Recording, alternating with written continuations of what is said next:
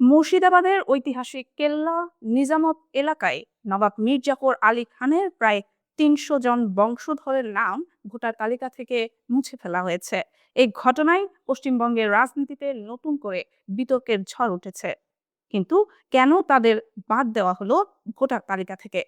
মুর্শিদাবাদ পৌরসভার ১০ নম্বর ওয়ার্ডের তৃণমূল কাউন্সিলর সৈয়দ ফাহিম মির্জা জানান, তার দশম পূর্বপুরুষ মীর জাফর আলী খান। তিনি বলেন, আমাদের পরিবার অন্তত ২৮৬ বছর ধরে কেল্লা নিজামতে বসবাস করছে, অথচ এবার ভোটার তালিকা থেকে আমাদের নামই মুছে ফেলা হলো। ফাহিম মির্জার ওয়ার্ডে মোট ১,৭০০ ভোটারের মধ্যে ৩৮৬ জনের নাম বাদ পড়েছে। এর মধ্যে ১০০ জনের বেশি নবাব পরিবারের সদস্য।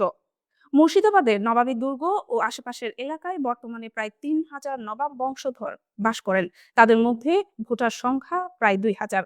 ফাহিম মির্জার বাবা ছোট নবাব খেত সৈয়দ রেজা আলী মির্জা সহ নবাব পরিবারের একাধিক সদস্য ভোটার তালিকা সংশোধন SIR এর শিকার হয়েছেন। চলতি সংশোধনী প্রক্রিয়ায় এই পরিবার থেকে প্রায় ৩০০ জনের নাম কাটা হয়েছে বলে জানা গেছে।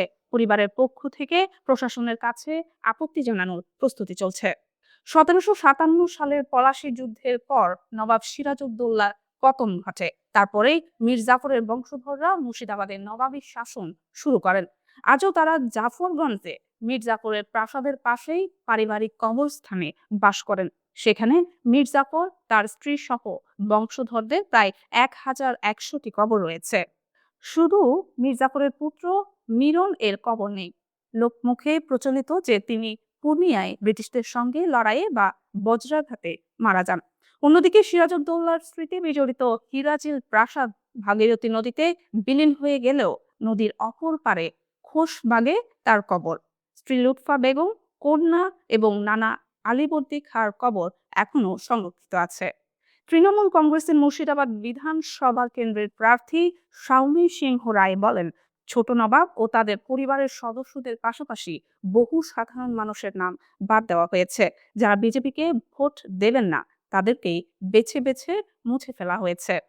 বিজেপির রাজ্য সম্পাদক শাখারুখ সরকার অবশ্য এই অভিযোগ অস্বীকার করেছেন। তিনি পাল্টা দাবি করে বলেন, বুথ স্তরের কর্মকর্তাদের অধিকাংশই তৃণমূলের সমর্থক, তাই প্রকৃত ভোটারদের নাম বাদ করার দায় তৃণমূলেরই, বিজেপির নয়।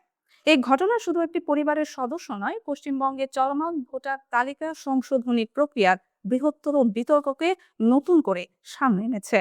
মীর জাফরের বংশধরদের ভোটাধিকার কেড়ে নেওয়ার পেছনে প্রশাসনিক ভুল, রাজনৈতিক উদ্দেশ্য নাকি অন্য কোনো কারণ আছে, তা নিয়ে এখনই স্পষ্ট উত্তর মেলেনি।